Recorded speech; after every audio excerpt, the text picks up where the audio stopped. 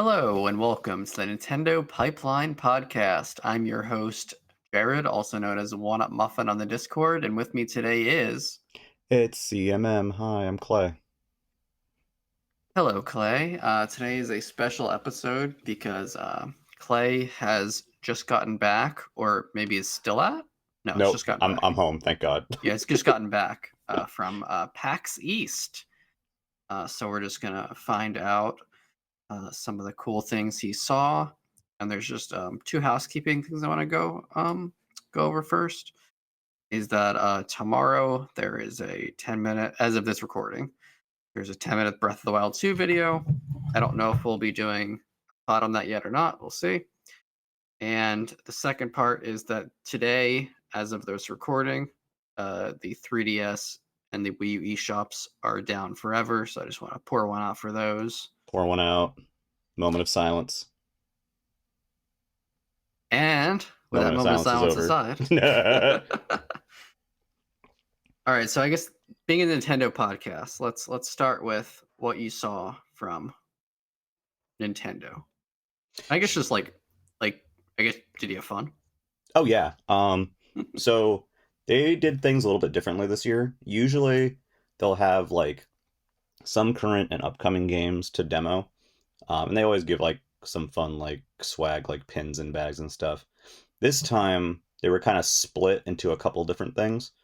So in the lobby there was the Tears of the Kingdom photo op with the giant Link statue, um, which I think was at Nintendo Live last year. If anybody was watching that when it was happening in Japan, so you got in the line, you got Tears of the Kingdom pin with My Nintendo and 50 points, and then you got to take a photo with with the statue. Statue is gorgeous, by the way. Oh, that's cool. It's like lit up and glowing and stuff, like his hand glows and like it was cool. There's like the Tears of the Kingdom backdrop, and there was the TV with like the latest trailer playing on it the whole time. So like that was like right there as soon as you walked in the door. Do you think Down, that's like their big game for the year? yeah. It's not wasn't playable. Personally, I think all of us agreed that we're there. That like I talked to, we were pretty happy it wasn't there because it would have been an absolute rampage. Oh yeah, it would have been like hours and hours of It waiting. it just would have been such a hassle, and Mhm. and as much as I think it would be amazing to have that game demoed, I think it's better that you don't do it at PAX. Yeah, that um, makes sense. but so downstairs, their main booth was the Nintendo versus Arcade. So Mm. again, usually they do like their booth is like, oh, like you go in and you try current and upcoming stuff out. They usually have an MC hosting, and there's like a stage and there's like giveaways and stuff like that. Wasn't like that this year. So it was kind of two parts. So the first part is it was a short My Nintendo line to get a Splatoon 3 drawstring bag. Um, Oh. and I believe you also got 50 platinum points with that, which was nice. The main line was to get in the booth. And so when you get in the booth, you play four games. Mm. There was, I think you start with, what did we start with? I think we started with Mario. Yeah, we started with Mario Party, I want to say. Um, and it was two mini games. It was Pushy Penguins and that Beanstalk game where you're like jumping on the leaves to try to get as high as you can. From Mario Party. Yep, Superstars. Mm. So pretty much the theme of the booth was like friendly competitions with like the people that you were playing with, whether it was like people that you were with or like random people. I played with this guy who was a random guy. Um, so we did that, and then they give you a pin for that game, and then you move to the next station, which is I want to say it was Mario Golf, Mm. which was just a round of battle golf. Again with the Versus other same, people that were there. yeah, again with the same group that you had pretty much. That's fun. They give you a pin. They move you to Yoshi's Crafted World, which was a versus match, but it was one of the Go-Go. It was called Go-Go Yoshi. It was one of the Yoshi giant robot levels where you like blow stuff up. Mhm. You just had to get like it was a score challenge, which was cute. Give you the pin for that. They shuffle you over to weirdly the original Super Mario Bros. On Nintendo Switch Online. Okay. And I guess you were just supposed to race through the first level. I wasn't really totally sure what was going on. What controller did they give you for that? All of them were Pro controllers. Okay. So they So didn't pull out the NES no, they didn't pull out the NES Joy-Cons. Joy-Cons or anything like that. Disappointing. Yeah, it kind of would have been a neat little thing to do that for there. All of the Switch units that were there were the OLED ones. Not that it mattered because they were Mm. on displays. And then so you get a pin for that, which I think was the cutest one. It's like 8-bit Mario coming out of a pipe. Oh, that's cool. Um, you also got a bag by entering the booth. It's a Nintendo Switch bag that kind of like it like folds up into itself. Wow, they give you a Um, lot of stuff. yeah, and then you That's awesome. go at the very end once you're done. There's a photo op with either Mario or Luigi, depending on who's there. Who did you Um, choose? well, we couldn't really choose. It was just whoever was Oh, there. Like they swap out. So I got mhm, one with Mario. I got a mhm. picture of Luigi, but not with him. Yeah. And they had a little thing too, where like if it wasn't like if people weren't using the Mario photo up at that moment, like you could be like on the side and like get a quick photo with him, which was cool. Mhm, Um, so yeah, that was that. That was the main booth. And then they had a third section all the way in the back near the PAX Arena, which is pretty much like when they have like live tournaments and stuff mhm, at PAX. They're shown there.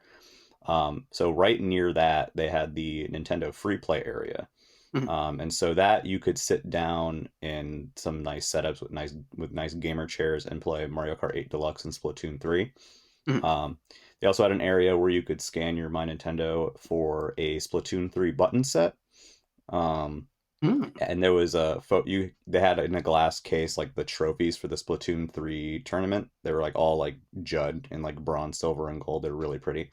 mhm. And you can also scan a QR code there to enter for a chance to win a Nintendo versus Gamer Chair on My Nintendo. It was like a 10 platinum coin, entry per day. Mhm. Um, and then on the third day in the PAX Arena itself, they had the Mario Kart 8 Deluxe tournament and the Splatoon 3 tournament with like, live casters and like really good production, honestly. Mhm. Uh, so yeah, like it wasn't what they normally do necessarily, but they had a lot there and they had a lot of stuff that they were giving out for free. Yeah, the free Um, stuff sounds fun. It's a shame there was no unreleased games, but yeah, definitely fun they give so it much Nintendo swag. it would have been nice if they had Advance Wars. I feel like Advance Wars would have been a good environment to demo Advance Wars in. Mhm, That's really the only shame I feel like maybe like, Bayonetta or like some recently released stuff like Kirby or mhm. Prime Remastered, but Yeah, really the going to an expensive convention and playing Mario Kart 8 is pretty yeah. funny. But the main missed opportunity I felt like was Advance Wars, and there wasn't like an MC. Usually they have this guy Hollywood there, and he's super cool. They usually do like free like giveaways every day. They do stage games with stuff in the audience, so it was like less engaging, but there was still a lot to do. Mhm, And something that was nice is that so two of the three My Nintendo check-ins gave you 50 platinum points each. And so usually what they do is like if you go to they usually have one My Nintendo checkpoint. It gives you 100 points and then whatever swag they have and that's it. mhm, This time you got 50 points per, those two checkpoints each day. mhm, So you can get up to, 400 um platinum points just for mhm, like stopping by. And it was really quick. Like you just scan your QR code and they give you the thing. And you mhm. can get a new each account you could get a new like item each day. So like you could go Oh, so you every have a lot of day. them. Mhm. Yeah. So you can get like some extras. Um so that was the main Nintendo experience there. I got to watch a little bit of Splatoon 3. I mean that arena's nuts. They have like a camera like on a crane that does like these crazy Mhm. shots and like Was there a these huge tournament? monitors. Yeah, so it was Mm. it's they started with the Mario Kart 8 Deluxe tournament. It's that one that they've been kind of running the online qualifiers for all this time. It was like the finals of Oh. that.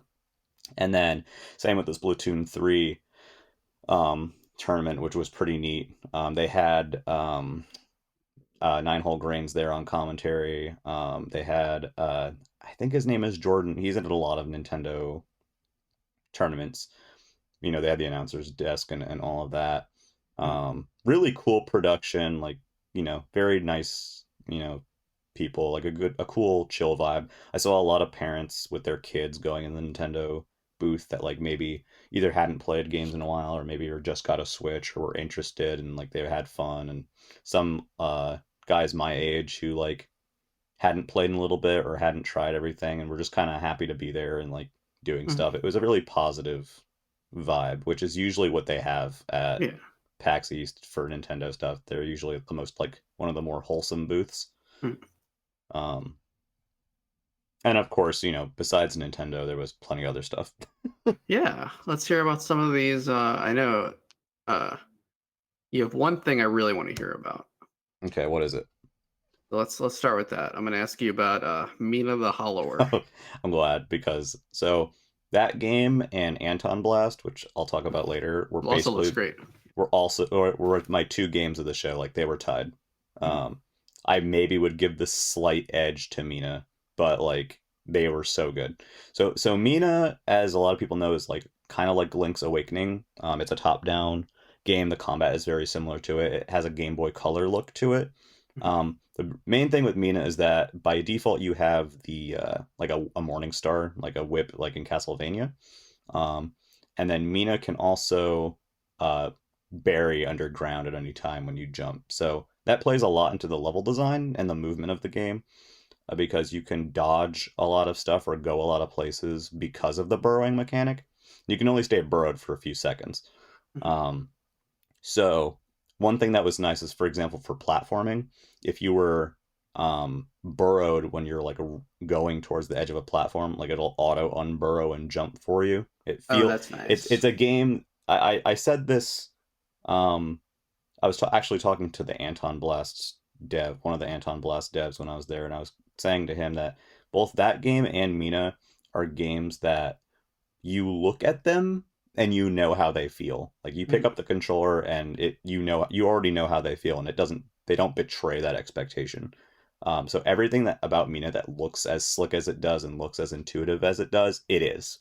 Mhm. Um, they also had um, the two stretch goal weapons there, which was like dual knives and like this big hammer. The hammer I didn't really get, and I also didn't play with that much because it was a very time limited demo. It was 15 minutes. Mhm. Makes sense. And it was not like I wasn't getting it quickly enough, and the game pushes back at you. Yeah. So instead of like, dying 30 times to try and figure out the hammer, I just stuck with the knives and Mhm. the Morning Star.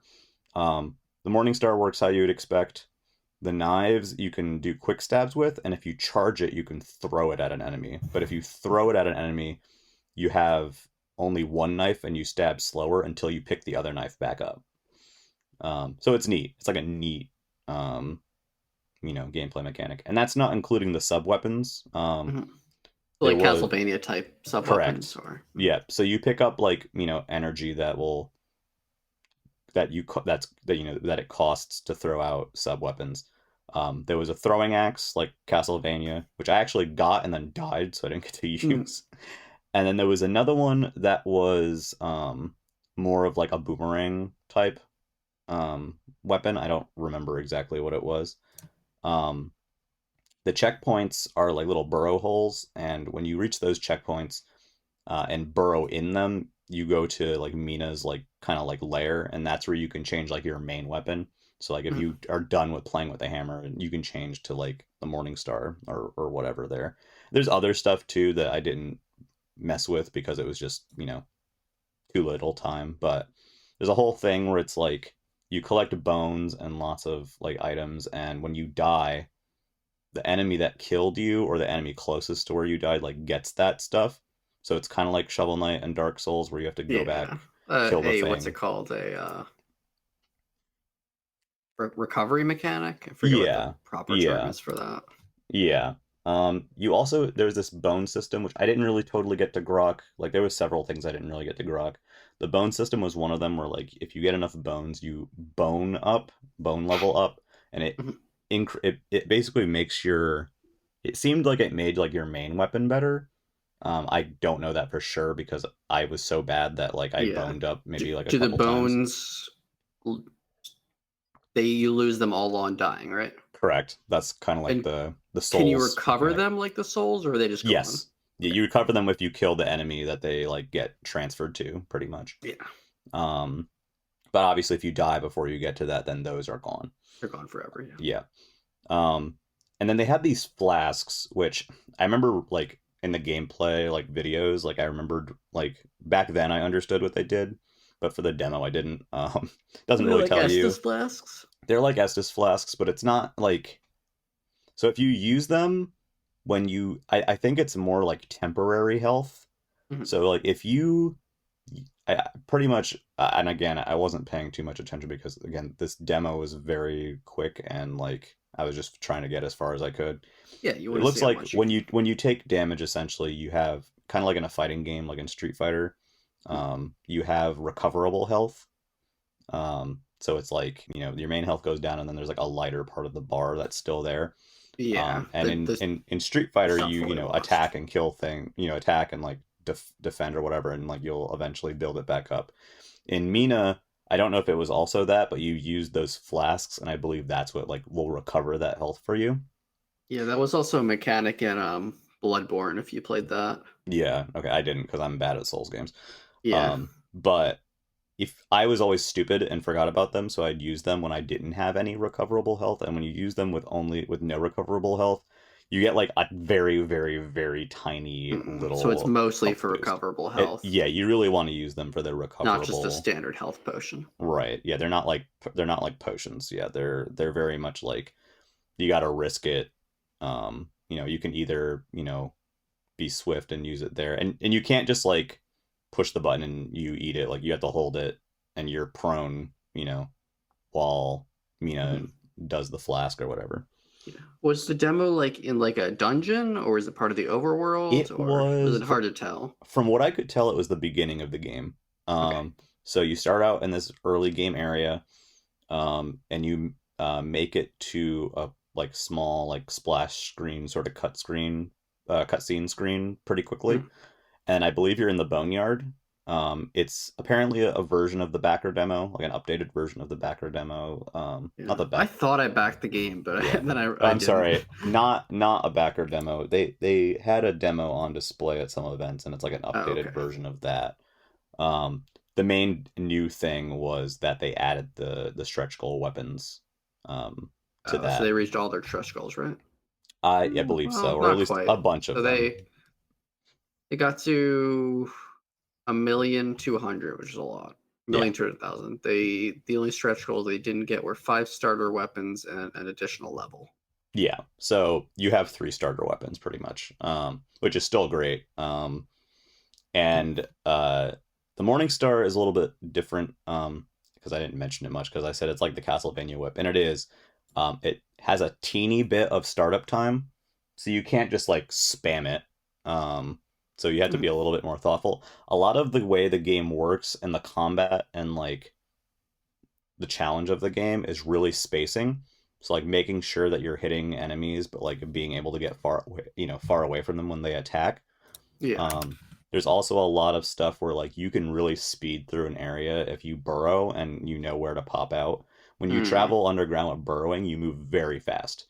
That's Um, like a high skill yeah. So like part of the game. when speed runs inevitably happen, you're going to be seeing people zooming around and popping out at very specific places Mm. to go fast. And like there were many screens that really took advantage of that.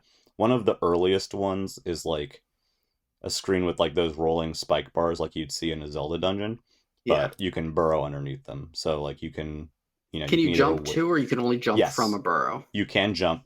So basically you burrow from a jump. Oh, Um okay. You jump first, then burrow. It's not like correct. burrow, then jump. Okay. Right. So if you just press the button, you jump. If you hold the button after you land, you burrow.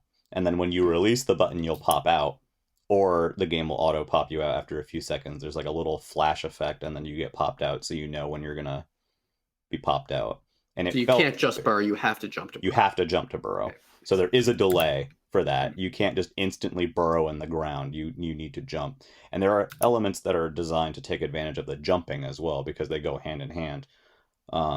So like you have enemies that are attacking you or rushing you and like you can try to fight them, but it's safer to like hit them and then like burrow and go away, or you can Mhm. jump over certain attacks or jump over certain obstacles, or you can go underneath them. Some are just one or the other.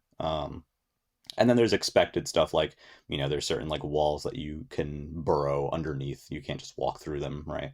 Like secret walls, or are they like just Some kind were necessary for progression, mostly I think of? just showing how it worked. But yeah, there's like secret areas that you can And burrow under the wall or door or whatever to get into. it's a screen by screen game, right? Like, It is a screen by screen game, but I'm trying to remember. So again, it was so fast and furious and such a blur. The screens were there's not necessarily Game Boy sized screens. yeah, They are I bigger. see one of the boss rooms that actually does scroll. Yeah, so there is some So scrolling in the it can screens. scroll, but a lot of the screens are Yeah. more like Link's Awakening style Zelda. Yeah. So it's like, but basically every it is very room based. Yeah. Um and yeah, I mean the combat was fun, like it was simple but fun. It was like kind of like Link to the Past but with a bit more depth to it. Excuse Yeah, me, it Link's definitely looks Awakening. like faster than Zelda combat The game in a is good way. fairly challenging in that it's very easy to get beat a lot if you fumble around, especially with the burrowing. Like you pop out at the wrong time, and then you go back and try to burrow again and go somewhere else, and you mess up and hit something else, and it's like a chain effect. You don't have you have invulnerability frames, but you don't have a lot of them. So that you will die very quickly, and that's what happened to me. I managed to murder myself so many times.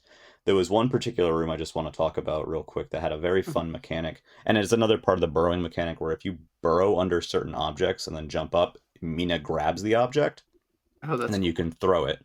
So there's like boulders and stuff, but the dungeon that I was in had like these Medusa statue heads that you needed to burrow under them to get them.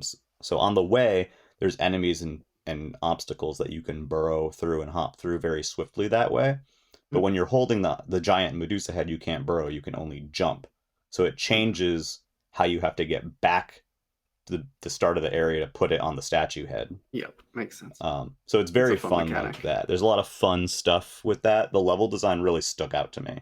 It was very thoughtful, very interesting. There was one room that initially kind of looked like almost like a mess to me, like it didn't make much sense, but it was actually like you could just go so many ways through it with like your burrowing and jumping and stuff. It was very interesting. So again, 15-minute video. They had for the press, they had an hour-long demo. Um, Oh, that's cool. I did Cool for not them, not for you. get to play it. I talked to some of them who did play it, and they really enjoyed it. It was the same demo, just not time limited to 15 minutes. Um, but absolutely fantastic game. If anyone is like on the fence or like worried about it or like not sure, like don't be. I'm telling you, it is like everything felt right, looked right, sounded right, played right. Like it was fantastic. Yeah, I it looked amazing when they first showed it. Like it was not what I expected Yeah. from them, but it was a very happy surprise, and I'm glad it's turning out well. Yeah, I cannot say enough positive things about it. And again, so they at PAX, one thing that's nice about PAX that people might not necessarily know is that booths have exhibitors and whatnot, and sometimes they are hired people to handle stuff. Not to for lack of a better term, booth babes, right? Like they don't allow that kind of booth presence, but people that help you with the demos and stuff. Yeah. But there's a lot of devs there too, and a lot of them are the people who are doing the demo process and like showing people stuff. So Mm. Yacht Club staff is always there. I Oh, usually that's get the awesome. chance to talk to them. I didn't really get to this time, but they're always there and so nice and so cool. So um, it's a fun opportunity for that too. Yeah, I really want to get to PAX East sometime. I've only been to Unplugged, but it's Yeah, that's a lot of fun. it's a little different of a vibe, but yeah. Yeah, for sure. Um, are there any other games that you personally wanted to hear Uh, about? Honestly, the other one that you were that you want Okay, to talk about. Antonblast. So Antonblast was my other game of the show, and before I talk about Antonblast, I just want to talk about this awesome thing. So the Anton Blast devs, I think it's Spirit Sphere.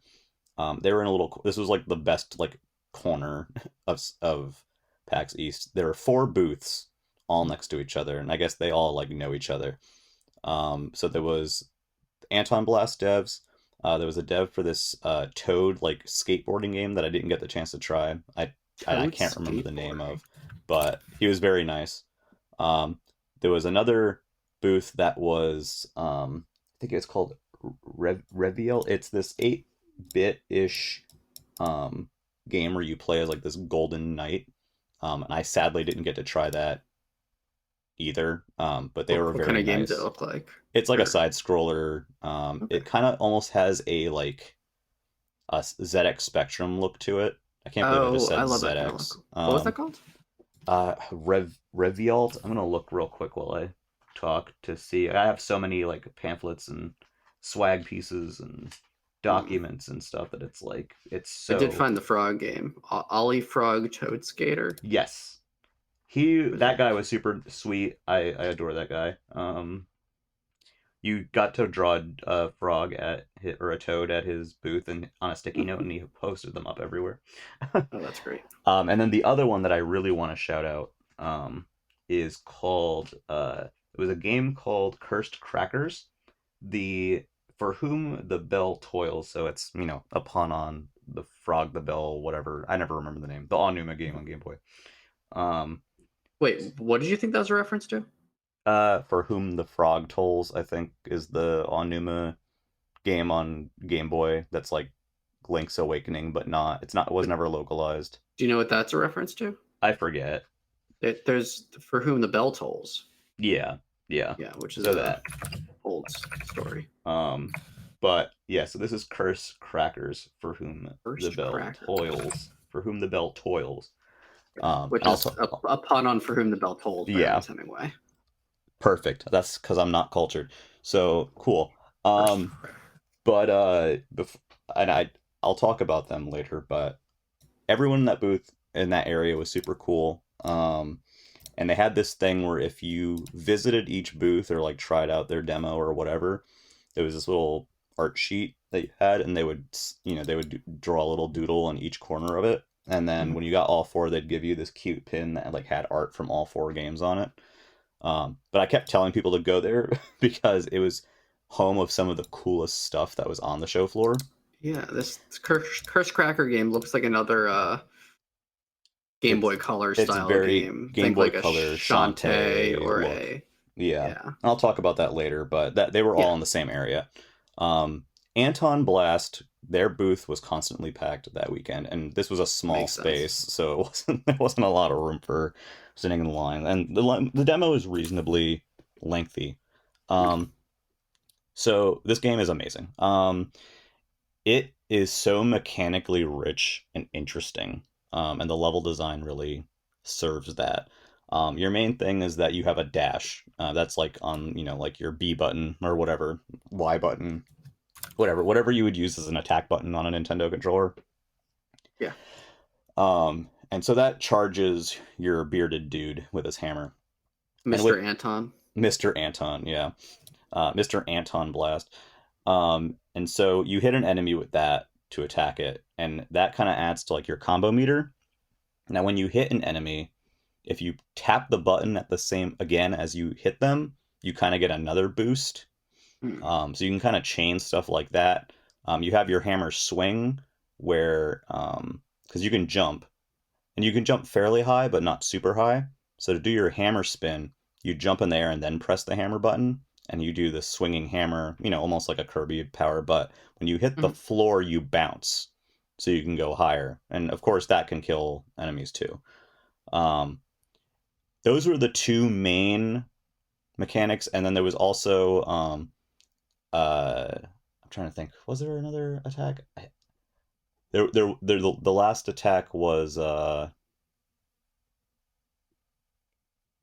I'm sorry. It was just those two. Mhm. So if you want to go down like a pipe, quote unquote, in this game, they're manholes. So you have to like hold down and press the. You have to jump, hold down, and press the hammer button to go into the hammer spin to like slam the manhole open. Which was kind of neat. The enemies and art is so nice. It's a combo, I would say, of Wario Land 4 and Yoshi's Island in terms of visuals. Mm, The makes backgrounds sense. gave me some Yoshi Island feelings in certain places. It And also has. Oh, go no, on. go ahead. I was saying. I was looking at the trailer. It looks like it also has some of like the foreground, background, Yes. like a Yep. Virtual Boy game or like a Mutant Muds or something like Yes, that. it's very much like Mutant Muds, and of course Wario Land, or VB Wario Land. Hmm. You step on a platform, and that will launch you into the background or foreground. And there's a lot of stuff that goes on with that. Hmm. The level that I played was just so they had two levels. You chose one at the title screen. One of them was the easier level, like the intro level, and the other was a harder level. Um, these levels are not just, it's like Wario Land 4 where they're not simply left to right. You can Hmm. start that level by going to the left. You may not necessarily be able to proceed quite the way you want to yet, but um, there's a lot of different rooms, and rooms that you wouldn't expect too. Like one, I fell down a hole and I thought I was dead, and it actually brought me to another room. So there's lots of secret rooms and like Hmm. alternate rooms, and all the rooms have names, which is kind of cute. Um, Basically, as you go through the stage, like dealing with enemies and you know hammer spinning and jumping, you have a combo meter that depletes, and part of it, I think, in the long run is going to really be like nailing that movement. You collect lots of coins and stuff like that, but similar to Wario Land 4, which has those chests with like the little diamonds in them, the diamond chunks. Each level in Antonblast has four detonators, Hmm. and I believe they're card suit based. So there's heart, spade, club, diamond. And when you jump on the detonator, all of the blocks that match that detonator, so like there was like one that's a diamond, so like all the diamond blocks will blow up. In Hmm. certain areas you can't get to until you detonate, So, do you have the to thing. detonate all of them, or you You just detonate do. one? You have Okay. to detonate all of them. And is it time based? Like once you detonate them all, do you have to like So run back like in Wario Land 4? once you detonate all four of them, you will be able to access this thing that looked like a potion with a mustache. I could not tell you what it was. I don't remember. And that starts the timer The Wario thing Land from 4 Wario Land timer. 4 where you need to Yeah. race back. And another set of blocks, kind of, how Wario Land 4 has those, like, what are they, frog blocks, I think? That, Yeah, like, that fill in after yeah. you hit that thing to So make it harder this, going back. it's different. Instead of filling, they unfill. So Okay. you go, and again, you go through an alternate route, and stuff happens. So it's like the Mhm. main level structure. And there's lots of hidden stuff. Like there's smashable walls that lead to hidden areas. There's stuff that you need to do, like pretty particular jumps, or you need to like jump from the foreground or the background in a certain way. Mhm. Um, Really cool stuff, a lot of optional stuff, lots of stuff to break, boxes and chunks and all kinds of fun stuff. Mhm. I'd say one criticism I'd have is that certain obstacles that look like you shouldn't be able to break them, you can, Mhm. and that led to a little bit of confusion for me. Yeah. But most stuff is very clear, on what's breakable. And when you hit those detonators, dude, the whole fucking screen like flies around shaking, like it's insane. The visual presentation in this game is so top notch. It is filled with personality. It's not just Wario Land 4. It doesn't just feel like Yeah. it's The Wario trailer Land. looks very unique. It's very, yeah, they managed to do their own thing with it, both in terms of the look, the enemy designs, while still like feeling in that Wario Land space. Mhm. Um, and comes down to the music and sound design too is absolutely fantastic. Um, so the level that I played was the intro level, but it pushed back at you. It was actually pretty tough to Mhm. kind of figure out at first. I didn't get to quite to finish it because I messed up too many times, but I only saw a few people finishing it who played it on the show floor. Um, but yeah, essentially, as you blow up more of the detonators, you get access to more areas and probably more secrets too. So like you can explore a little bit, but you're also guided a bit too. Mhm. Um, it's a nice balance, I would say, um, Yeah. of that. And then yeah, ultimately you get the little MacGuffin and you have to race to the end. But in the demo level, you get the MacGuffin and you're like going back and you're kind of expecting it to be like, okay, whatever, I'm just racing back to the beginning. brought me to a new area, and immediately this like giant Oh, like that's cool. screen-sized blimp just like charges at you, and you have to run like full speed away from it. And yeah, it's wild. That's cool. So I didn't get to Yeah, finish it. I'm very much looking forward to that one. Yeah, I didn't get to finish it, but I got to talk to Tony from the Antonblast dev team. Very, very sweet guy. Talked a bit about development and, like influences and what, some of that stuff for quite a while. Mhm. Absolute sweetheart of a man. They've been working really hard on this for a while now, and it should be set for this year finally. I mean, it seemed very polished. Yeah. Um, I didn't encounter bugs or anything like that. Same with Mina. I didn't encounter any kind of bugs or, wild stuff.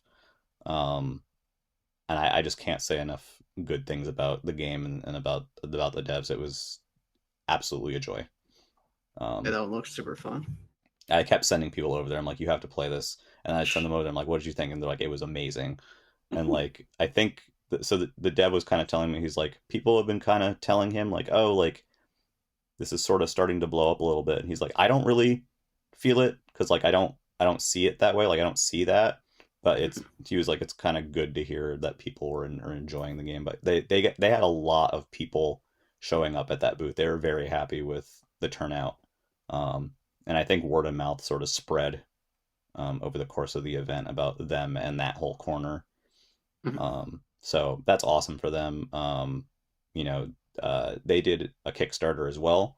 Kickstarter had a booth this time where you got a little stamp card. It was like a goose stamps, Yeah. and there were 20 to 25 booths at the event that were Kickstarter games that partnered with the Kickstarter booth, and they had this little foam goose. And if you saw a little foam goose, you'd go there and you get a stamp, and there was like a scavenger hunt. And they gave you this card game. It was like a starter of a card game. It's called Blow My Mind. It's sort of like an icebreaker game. Mm. So you get this starter pack at Kickstarter, and then when you go to the thing and get a stamp, not only do you get the stamp, but you also get an extra card for the game.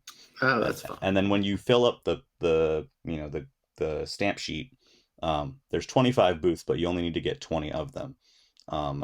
You bring it back to them, and they let you pick from one of two like really nice enamel pins. Mhm. So it was very fun. It was a cute thing. They were very nice too, and a lot of the smaller booths were working with them. Like Mina the Hollower, like the yacht club booth had that. Antonblast had that. The Toad skateboarding game had that. There was some tabletop stuff that had it as well. Mhm. So it was a really cool sort of like experience that kind of let you check out a lot of stuff that you might not necessarily otherwise. Mhm. Um, but yeah, so right next to them was the Game Boy game that was the Cursed Crackers. Has a Shantae feeling to it, but it's not. Doesn't really play like Shantae. It's a lot. Which is some might say is a good thing. No, I would say it feels much slicker than Shantae. The movement Yeah, is very nice. that's what I was implying. You can do this like slide kick jump thing that's kind of like the one in Symphony of the Night, Oh, but that's it's like faster and it goes like pretty far. You have this little bulb thing that you throw, and you can use it to attack enemies. You can also bounce off of it, and normally you can also just bounce off the enemies' heads and stuff too. So there's some creative ways that you can get through areas. You can like there's also these little like balls that you bounce on. Um, it was very like it was definitely easy and welcoming, but it was one of those games where like it's you move very swiftly and it's very satisfying. The level that was there was reasonably lengthy for what it was. It was a very simple game, but it was very polished. You have 3 health points. You die, you'll go back to a checkpoint. There's hidden coins and hidden walls and stuff like that.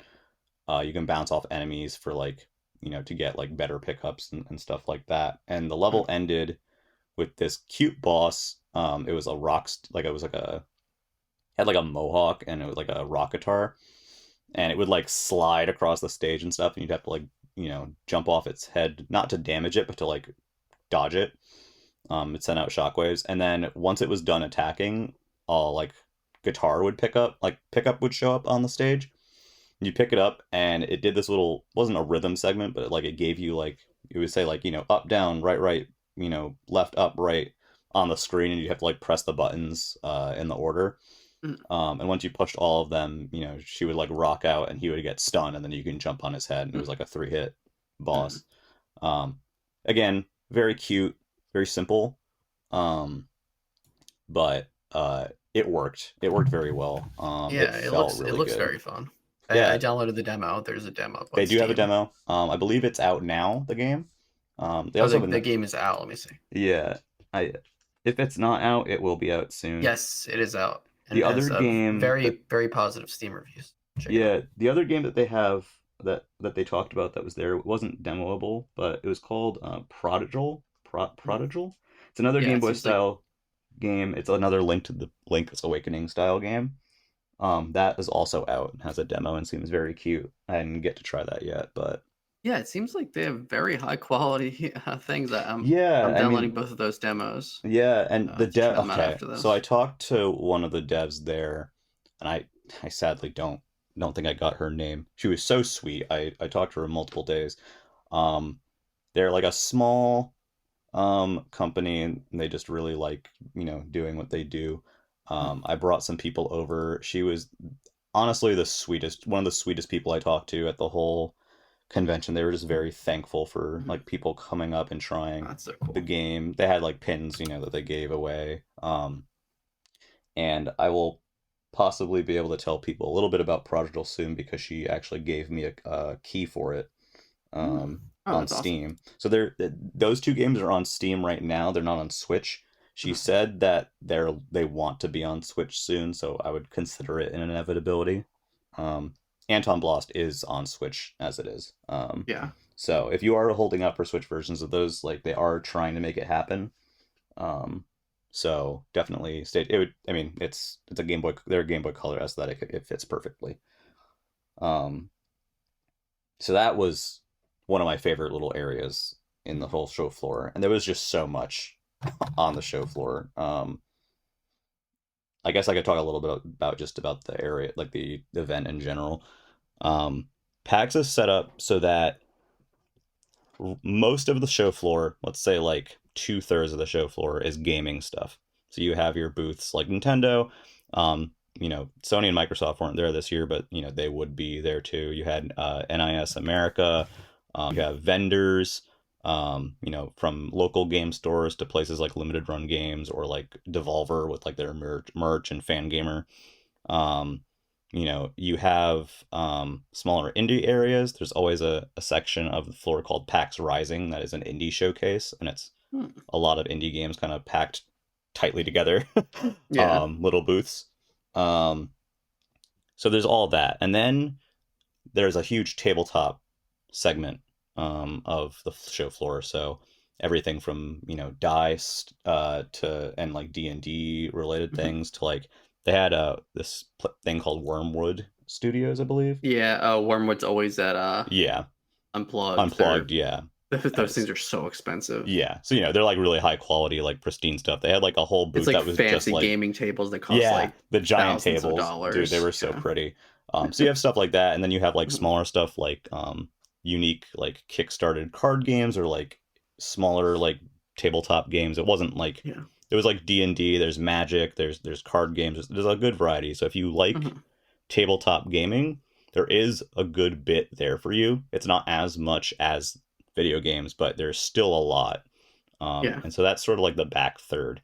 And then there's a whole area that's the tabletop free play area where you can like loan Mhm. out a game or bring a game and like play. Yeah. Um, so there was like that segment. And then outside of the expo floor, so the expo floor is open every day from 10 a.m. to 6 p.m. Um, but there's stuff going on out around the convention center as well. So there's panels in the different theaters. I didn't go to any this year, but that was where like they had the Yoshi P like Final Fantasy 16 panel this year, Mhm. um, and stuff like that.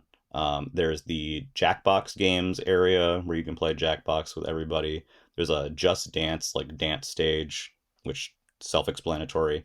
Mhm. There was the speedrun stage, which is where GDQ set up They had a program running all 4 days of the event. Some people came in to do live runs on stage, and then they have this little gauntlet that you can play on stage where it's like you play through a couple of like NES and SNES games, um, and it through certain segments of them, and it automatically will like say you cleared the section and then bring you to the next game. You just try to beat everything as fast as possible, and they keep track of like who's the fastest, and like you can see how you're doing, on the thing. It's a really sweet like setup if you're looking to like Mhm. maybe engage with some of that stuff, but don't necessarily want to commit to going to a GDQ event, or maybe it's a little intimidating. And then they usually end the day with like a panel. So like they did one that was like about the submission process for games list for the events. They had one that's like how to get into speedrunning. They had one that was about Oh, some that's of cool. their like other programming and stuff on there. Mhm. Um, so that was a highlight as well. It was again very nice and sweet. Those people are wonderful. I've given my spiel about it before, but if you are at PAX, which I feel like you're more likely to to have an in-person engagement with GDQ at PAX than because you're just more likely to end up at a general gaming event. Definitely swing Mhm. by, say hi. Um, they were packed most of the few days that they were there. Um, like the enforcers had to like come in and like kind of like tape off some areas because like people were overflowing. So and that was the case with a lot of things. Like, a lot of things there's tons of people. Besides that, there's also rooms for like tabletop gaming. There was the PAX Together room, which is like a celebration of diversity in gaming. Um, so, like booths about mental health awareness, about LGBTQA QIA plus, um, representation and Mhm. resources and stuff like that. Um, so there's a lot that's kind of going on outside of the show floor, and that stuff kind of goes on after the expo hall closes too. Um, so yeah, it's a very large Yeah. sort of experience. So you think it's definitely worth going? Like, if you're gonna do it, just like Yeah. commit to all the days and just kind of do a different thing each day. So for me, usually I go for all 4 days. This time, due to circumstances, I only was able to do Friday through Sunday. Mhm. Um, Before the pandemic, PAX was massive, obviously, and there was tons of stuff on the show floor to the point where I always say to people it was asshole to asshole, like it was so tight. Mhm. They're still sort of kind of coming back from that as things start to move a little bit forward with how COVID's handled now. Mhm. So I would say they were like I would maybe describe it as like 65 to 70% sort of capacity, but it was a very nice feeling because it wasn't necessarily asshole to asshole. There's a bit of Yeah. breathing room this time, and it was a little bit easier to get to everything. So I felt like I was able to do everything that I wanted to for the most Mhm. part within that 3 day time. Usually, I feel like I'm running to the very end on the 4 days. So Mhm. um, but yes, if you're interested in going to a PAX, or if you think it looks interesting, if you like games at all, there's something for you there, and there's lots of Mhm. free giveaways and swag to take home, and obviously, you can spend a ton of money if you want to as well. Um, but I would highly recommend it. It's a great experience. There's so many lovely people there, both in terms of vendors, but also in terms of devs. If you're into indie games, if you are interested in game development, there are devs there. I talked to a bunch of them. They're very sweet. They're very excited to share, their games with you. It's a great experience for that as well. I talked to one guy. There's a game called Hell of an Office. Mhm. It's kind of like if anyone's played Neon White. Remove the card Yes. stuff, but more like movement from the beginning to the end of a level. And you only have two moves. You have a dash, and you have a stapler as a gun, which functions as a Mhm. rocket jump. And you just have to get to the end of a portal at the end of each level, and like lava's rising, and it's like platforming. Mhm. I was talking to him. He's from Mexico, and the game started as a his like final project in college, and it kind of got shaped up into like a bigger game. So he was very excited to be there. He was very sweet.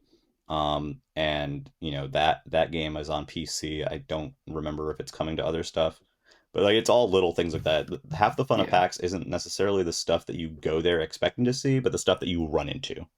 Yeah, So trying to find new things yeah, for sure. so you want to have some time to explore the show floor. Obviously, there's the big stuff like Nintendo, or Pokemon. The Pokemon trading card game Play Lab was there. Stuff like that. It has longer lines. I know Dead Island 2 is there, where you're gonna be Some of those you have to yeah, like, if you want to go to the longer stuff, you have to yeah. really like say like, okay, to go to this long thing, I have to sacrifice a lot of the smaller things. Mm. And so that's why I say if you can go to at least 3 days of PAX, you can do both, because certain days are definitely better for line waiting than others. Mhm. For example, Saturday is the worst possible day for line waiting, obviously, because it's Saturday. It's the prime time for PAX. But if you're there on Thursday, if you're there on Friday, you're still going to be waiting a little bit, but it's doable. Sunday too is like chill. Um, so what I did was I usually do like the Nintendo stuff as early as possible to get it out of the way because that's the more Mhm. time consuming thing. I think Yeah. I waited in the line for maybe an hour to get into their like main booth. Mhm. Um, so keep that in mind. Certain games have longer wait times than others. Obviously, the popular ones are going to have a long wait time. Like the Mina the Hollower line was, you know, fairly lengthy depending on when you got into it. A lot of the lines cap, and they'll cap early, so there'll be someone at the end with like a sign saying like, "Hey, like sorry, you can't go in right now." So you need to kind of like there's a bit of a strategy to it. The Pokemon line, I'll talk about Pokemon real quick. The Pokemon trading card game had a booth. It was the Pokemon Play Lab.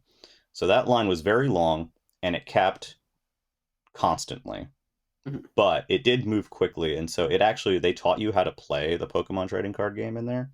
So it was a line to get into the booth, and you basically played for roughly like 45 minutes.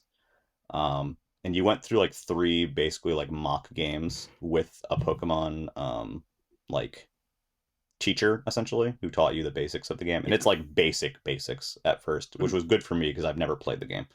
And I'm stupid at card games. So, sweetest people, okay? You can go in with a group. You can play with random people, whoever's there. They walk you through the whole process. They have like pre-made decks and stuff is set that's really helps you like understand how to play the game. There's Pokemon staff, like professors that are around too that you see they were wearing like lab coats and had little Pokemon perched on their shoulders and stuff. It was very cute. Mhm. So you went through three sort of like lessons. The first one was like I guess they have like a variant of the game that you can play that's like a Pokemon catching game, and it's just basically about like attaching energies and like capturing a Pokemon. Mhm. They had a more intermediate one that you did, and then they ended it with like a larger, more standard battle. Like so, the middle battle you just ignored like status effects and just kind of got used to battling. And then the final thing they kind of was like the last they had a nice reference list of like the stuff that you can do and what order you could do it in. And the person that was with you was like with you the whole time, so they would help you out if you had questions. Oh, that's nice. And so you played these three games. It was very sweet, very cute. There was lots of parents, lots of kids, lots of people who have even played Pokemon plenty before. Lots of people who I noticed who were interested, who hadn't played it or hadn't played it in a long time. Mhm. I was with a group of friends, but I got split up for them because I needed an extra person, and I was like, I'll do it. So I played with a Mhm. random guy who was very sweet and very patient with me. And I was like, listen, you know, I don't do well with these. We had fun. So the booth was very big, and all the art was very cute. So you had the on two sides you had all the evolutions down the row, and then inside the booth there were like little pillars, and they had like art of like Pikachu with Charizard or like the final evolutions of some of the Scarlet Violet Pokemon and like these lights that lit up and there was like this giant like glowing Pokeball outside of the booth. You finish the activity, and again, this was the secret sauce to get you in there. This is why I went in there. Mhm. You go to the desk and it's basically like, oh, like you finished your first like activity as a Pokemon trainer. So you get a starter deck. It's a 30 card deck, and you get to pick Mhm. between Greninja, uh, Umbreon, and Lucario. Mhm. And they all had a special card in them. I know the Greninja deck in particular was interesting because the Greninja card that is in that deck normally only exists as a holographic, Mhm. and the one here was non-holographic. So I guess it's technically like pretty rare. Mhm. I don't know if I don't really know that I want to commit to the word rare right now, but less common. So you get this deck of 30 cards, and then they give you a Pokemon badge, which was in the form of this really cute enamel pin with like that was like glittery, very sweet. Um, and then you could take like a survey with the QR code on the way out. But they gave everyone wanted those decks, so some people went back multiple times to get like all of the decks or whatever. I just got my deck. I went with the Greninja one because of the neat card in there. I have friends who are Mhm. like into the TCG stuff, so I was like, what one do I get? All that. Yeah, Um, that's cool. Did you but did you like the card game? I Like, actually what do liked you? it. Yeah, like Yeah. it started to make sense to me because I'm one of those people that like I'll sit down and you'll try to teach me a board game and I don't want to sit there for 30 minutes to figure out how in God's name to play this game. Like I don't want to listen to the rules and be like, "Oh, we do this. Oh, we do that." The way they did it made it digestible and Mhm. welcoming. And so there were like kids there with their parents. There was, a whole mix of people. And they made it very enjoyable and I just kind of want to shout them out for that because it was a really positive experience, and I can only imagine how like tiring it was for them just because of all the hands-on that they had to do. Mhm. Um, they were very kind, and it was I think everybody who went through there had a great experience. Similar Mhm. with the Nintendo booth, the Nintendo reps and booth demonstrators are always very sweet and make it very fun for everybody. Um, they were right next to each other, so you could see one Oh, looking at yeah. the Well, other. that makes It was sense. like the Nintendo Yeah, dynasty they right there. they had that Pokemon booth at PAX as well, but the line was like snaked around the entire Yeah, it thing. So I was snakes like, around the no. whole thing and it caps, but once you get in, it moves pretty fast. It Yeah. was If I like, went to multiple days, I might have yeah. done it, Oh, yeah. but I didn't, I was only there for one day, so I was like, I funnily can't. enough, I think I did it on Saturday, um, which would be the busiest day, I guess, but the line moved quickly. It's like, I want to say, like, so the Nintendo main booth line was like an hour or so. The Pokemon one was probably roughly 40 minutes. It just Yeah. looks longer than it is. The Nintendo booth line looks shorter than it is because of how it's snaked. So kind of interesting. Those were the longest I waited in lines for things at PAX. You should expect to wait in lines at PAX, but like a lot of stuff, especially like smaller indie stuff, is it's not that bad. I also got to play Yeah. Street Fighter 6. Oh. I know you like Yeah, there's a lot of I hype would about say that. let's talk about Street Fighter 6 for a bit. Then Hmm. I want to hear a tiny bit about Xenotilt, and Oh then maybe we'll yes, do closing thoughts, and sure. because it's getting kind of late here. Yeah, absolutely. So Street Fighter 6 had several booths you could play it at. There was an Yeah. Intel booth with like custom like character like they made like PC towers based on each character. Mm. And that they had it like on a big screen and like I don't know how they did it. I don't remember if they had a contest going or not. One of the other booths, the Corsair booth, had this kind of king of the hill thing where you try to get the best winning streak. So you'd play up there until you failed. And then there was this other one that was literally right across from the giant Intel booth that nobody would notice, including myself, for a while. That was a very short line. You got to play like 3 matches pretty much Mhm. with a person, and it moved. It was the easiest way to get into it. So I went there yesterday on the last day. I played with this nice guy. He said he hadn't played since Street Fighter 2, but he was still pretty good. Mhm. I didn't see if he used modern controls or not, but you had access to 8 characters. So I played Jamie, Kimberly, and Ken.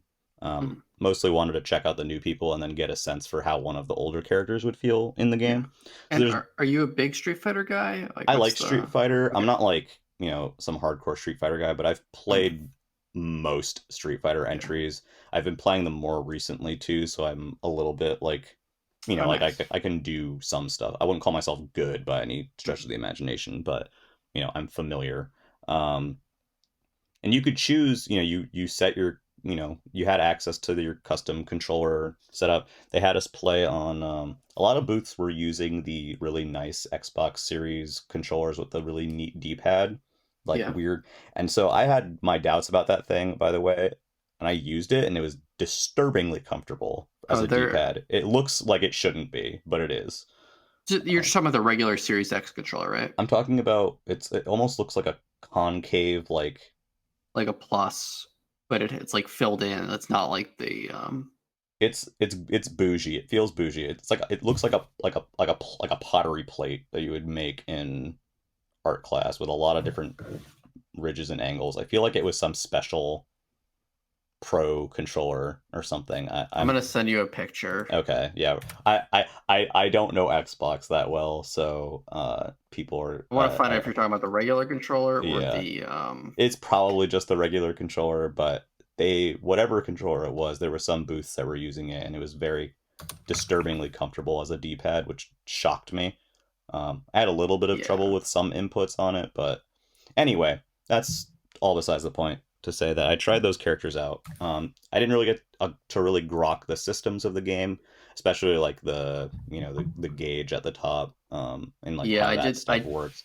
I did the beta and I couldn't really figure out how the new like gauge mechanic worked. Yeah, like so basically like the meter on the bottom is just like your super now, just like it was in Street Fighter 2 Super Street Fighter 2 Turbo, Hmm. um, which is great. And then you have the meter under your health bar for like everything else. So I wasn't it was again, it was fast and furious. We were like standing directly in front of this big screen. So like I didn't like look up too often, but basically instead of the focus attack like you would do in Street Fighter 4, that same button input does like the built-in like parry thing where if like Hmm. well counter thing where if they hit you then you can kind of counter back. I didn't totally grok it. I messed with some um special inputs and uh you know all that stuff. I was just figuring out characters' moves and stuff. Um I feel like it was not that controller that you're showing me, the default one. Okay, then it It was probably the D-pad looked more intricate than that. the elite controller. I think it what must have been the Elite controller. Anyway, so Jamie was fun. I know he had like the drinking mechanic, which I didn't really get to explore. I didn't get to explore. I feel like I didn't really get to grasp Jamie, unfortunately. I only did one match with him. Again, we were very limited on that in time, so I wanted to kind of hop around a few characters. Kimberly, I really liked. Um, I've been playing Super Street or Ultra Street Fighter 4 recently, and El Fuerte has that silly run mechanic where you have like the input and he like flies across the screen. So Kimberly has a run. It's not quite that fast, but she goes into a run and then you can hit a different buttons to do moves out of it, which is very satisfying. I didn't even get to use her spray can stuff. Like I didn't even figure that out. She has like a Shoryu sort of move, but it's like a kick, which was very satisfying. Um, and she was fun. I again didn't totally get to grok her moves and play a lot of her, but like I felt like I was able to use her a bit better than Jamie. Mhm. And then I checked out Ken just to see how an old character would kind of translate, and it's mostly what you would expect. The sweep distance, at least compared to Street Fighter 4, is much less insane. Um, the thing that I feel like I really wanted just to say about Street Fighter 6 is that every attack and every hit feels very meaty and satisfying. There's a Yeah, very good weight to the game. it's Um, very it's the hits visually feel good. it's visually an absolute feast. Mhm. Um, I did I did do one person's super. I don't remember if it was Kimberly, but like those are all very flashy, interesting. I know that's not like new information to most people, but getting the chance to try hands on with it a little bit was really nice. I was afraid I wouldn't be able to because the other lines were like packed the whole time. The stupid character faces when you are on the versus screen is really funny with the It's so D-pad. good. The style Um, is the amazing when they style is walk out onto the beautiful. stage. The game is gorgeous. I only played on the Metro City stage because for whatever reason, so you pick the stage first, and then when you go back to character select, it's kind of like Smash, you Ultimate, where you pick the stage first, and then Yeah. go back to character select. And I feel like that works for Smash, but um, in this, when you go back to character select, you pick the character, and you just end up on the same stage. You have to go I out wonder if that's just the further. save loading times. It might be. There were four stages there. I didn't even look through them. I was like, Mhm. I asked the guy if he wanted to play on it, and he's like, I don't care. So I just picked Metro. very pretty stage. The colors pop. You know, it's got this very vibrant art style, as anyone can tell you. It looks great in motion on an actual, you know, TV. The nice monitors they had at PAX. It feels so good. I'm not gonna be getting it when it launches because I just, you know, there's gonna be tons of DLC and stuff like that, and I just can't Yeah, really do that right now. But it's I'm very excited for it. yeah. I I'll definitely I'll really be want to play getting it. I'll be getting that day one because Yeah, I wanna yeah. I mean, get it's back into excellent. fighting games again. Even if you're just casually like messing around and hitting buttons and stuff and figuring out moves, like most Yeah. Street Fighter games, it feels very good and you can Well, kind and of the modern figure things control out. style. This is Yeah, literally the best chance to get into a fighting game if you've even yeah. had 1% of interest. You could do that in the demo. They did have that option Mhm. available. I stick to classic, yeah, Yeah, because that's that just makes what I'm sense. familiar with. But there was this like just an enhanced move. It was like Ken's Shoryu. That was just it was just an enhanced move. It wasn't a super. That had like the flames and like the this like blacks and these effects that look so good. Mhm. It didn't make the game hard to read either. It wasn't like Tekken where there's like hit sparks everywhere and you're like, what in Yeah, God's name is I happening? I yeah. don't I like the Tekken style. I just it's a little bit too busy for me with that stuff, and Street Fighter is not like that. Mhm. It's just such a game, such a freaking game. Oh yeah, it's so much fun. All right, let's speed around. Okay, Uh, give me a few lines about my pinball, Xenotilt my is Xeno great. Tilt. If you've played Demon's Tilt, it looks very like it looks like Demon's Tilt. Like Mhm. as someone who's not tried Demon's Tilt yet but has seen it, if you put them next to each other, I would not be able to tell you the difference between the two. I wouldn't be able to name which one is what. So it's definitely to me as an outsider, it seems just like more Demon's Tilt. That's not a bad thing. The game plays very well. It's one large multi-tiered table with like different freaky enemies and stuff.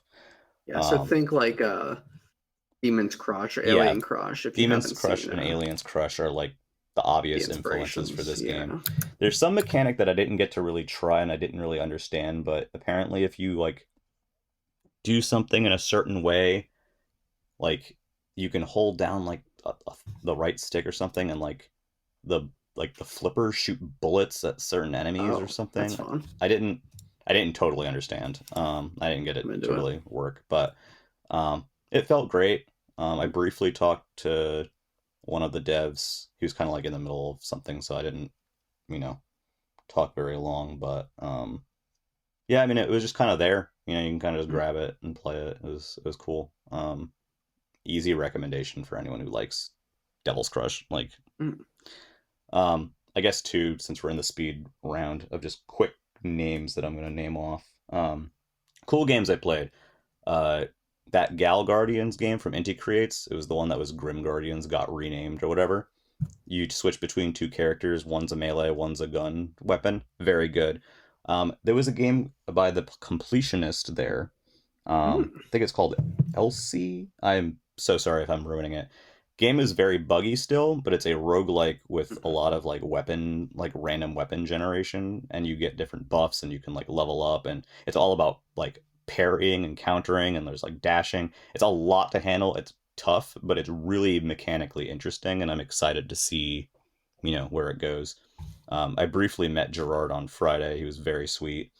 Um, the NIS America booth, if you played all the demos, you got a lanyard and this really nice pin. So they had a lot of JRPGs. They had the Rhapsody remakes there. They had some of the Legends of Trails games.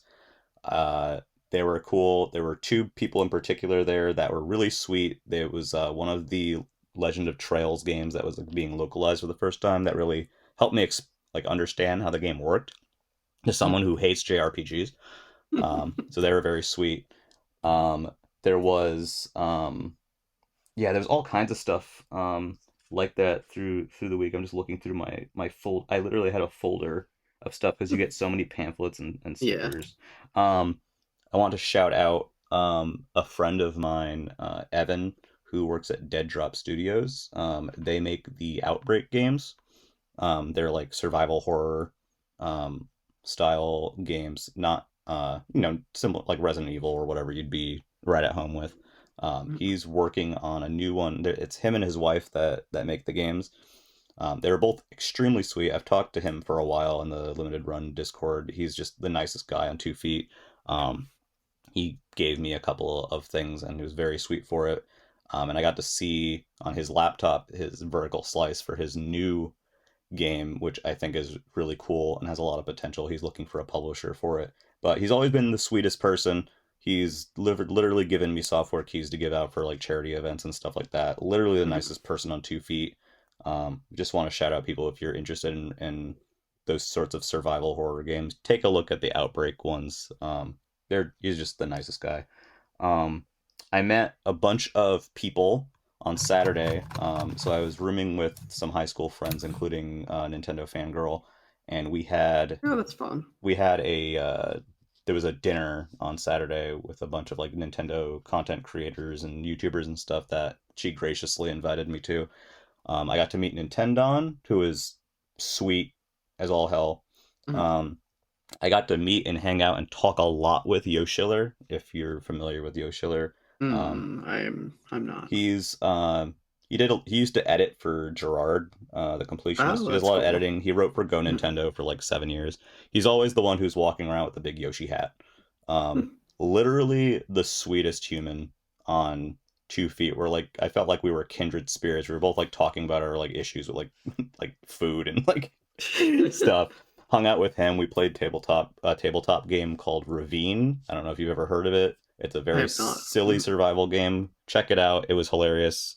You go mad and stupid things happen. So I basically had to sit there and hug Yosh for like 10 minutes at one point.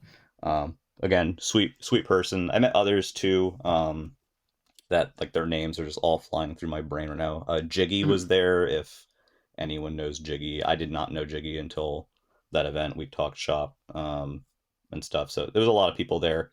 And it's gonna kill me because I can't remember the name of the guy who actually like put the dinner together. His name was Alec. Blue hair, very sweet guy. So all those people were fantastic. And then I That's guess awesome.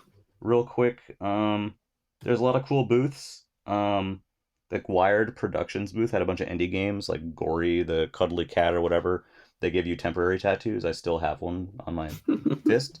There was the Dead Island 2 booth had like this carnival games thing where you threw like hacky sacks at like signs and stuff and got like prizes or whatever. Mhm. They had a fun photo shoot.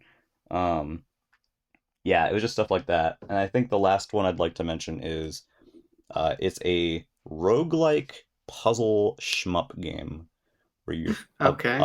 your ship is made of blocks that you pick up as you're flying through a stage, and the blocks are different colors, and they when you line them up, you get ammunition for that particular weapon. So there's like 4 colors and 4 weapons. You can just choose a primary weapon and I think a secondary weapon on each wave. So once you get Mhm. the weapons, you can shoot at enemies that come at you. So there's like blocks and enemies coming at you. Um, and you can rotate it too. So like if you've played in Tetris DS, there's that mode where it's like I think it's the Metroid mode where it's like it's a chunk of blocks in the center and you rotate it and they come in from like the Yes, sides or whatever. of Reminded me of course. that. It took me a little bit to understand all the mechanics of it. And then if you hold the button down to spin, it'll actually shoot blocks off of it if you have too Mhm. many, and those can kill enemies too. Lady was there, who did QA for them for a bit. Very sweet. Um, they had it playable on this like custom arcade cabinet, which they're giving away actually. And hang on, I need to find out the name of it for everybody real quick because they were too nice to not um, give them a shout. But it was like Star Raider, Star. I'll put it in the description of the podcast video later because I can't find it right now. I have so many um, different cards and all that. Devolver booth was cool, like so much cool stuff. But I'd be Mhm. going on forever if we talked about it. It's just incredible Yeah, it experience. sounds amazing. I definitely want to go in the next few years. Usually PAX is very hard to like meet up and hang out with people at. Maybe Unplugged is a little bit different for you because it's more like tabletop focused. I feel like that's a little more like you're like kind of playing games with people closer and stuff, but Mhm. it's an activity based convention. There's so much going on. But this year I really felt like I got to meet up and spend time with so many different groups of people. Mhm. And I'm very thankful that I got to do that. I made some new friends while we were away, and this was the closest I ever stayed to it too. We were literally right across the street from the convention center, That's so it cool. was very convenient for that. If you get the chance to go, try to get a place that's close to the convention center. I stayed Yeah. at the Oloft, which was right across from it. It's not necessarily cheap. PAX is not cheap. The tickets are expensive. Keep that in mind. Um, but if you're willing to spend the money and commit to go, Mhm. um, I think you'll have a really nice time. And there's tons of free stuff that you will get. I am literally like, I'll post pictures later on Instagram or whatever. If you follow me there, I'm CMM1215 everywhere. But you get so many pins, so many like lanyards and plushies, and all these wild things, whether you need them or not. Um, but yeah, great time. Um, and since it's getting late, we can just kind of wrap up Yeah. here. Well, thank you. That sounds awesome. Yeah, I definitely want to go. I'll hit you up for tips if I do that. Yeah, please, anybody who's listening to this, if you are interested in going to a PAX, I've never been to a PAX before, you're kind of wondering how it is or like how to do it or like, if it's worth it or, you know, if you're whatever you're looking for out of it, basically, please feel free to hit me up anytime and I can kind of give you a breakdown. Maybe we can help figure it out if it's something that you would really enjoy. Because again, you do have to make a pretty decent commitment Yeah, it's a. to it. It's not cheap, but it is worth the expense if you get out of it what Yeah. go to get into I it. wish there was one closer to me, but that's really the closest Yeah, I mean, we were lucky because big video game one. East, we literally just drive up there, and I could Oh, not. that's I nice. flew to PAX West in 2012 before they had other ones, and like it was a great experience. Don't get me wrong, but being able to drive there and drive back is so much nicer Mhm. in terms of just all the crap you get. Yeah, that's So why I love them. That's yeah, why like Unplugged is like the thing I. Yeah, yeah, that um, one's just like a lot closer to my area. yeah, but yeah, But yeah, thank you so much for listening. That has been the Nintendo Pipeline Podcast. Come join our Discord. We'll have links to all this stuff in the description. we are So just check it out there. discord.gg/ninpipe right now, right? Yes, that Okay, should be it still. cool. Yeah, All come right, check it out, and we'll hang out with catch you us. next time. Rip the eShop.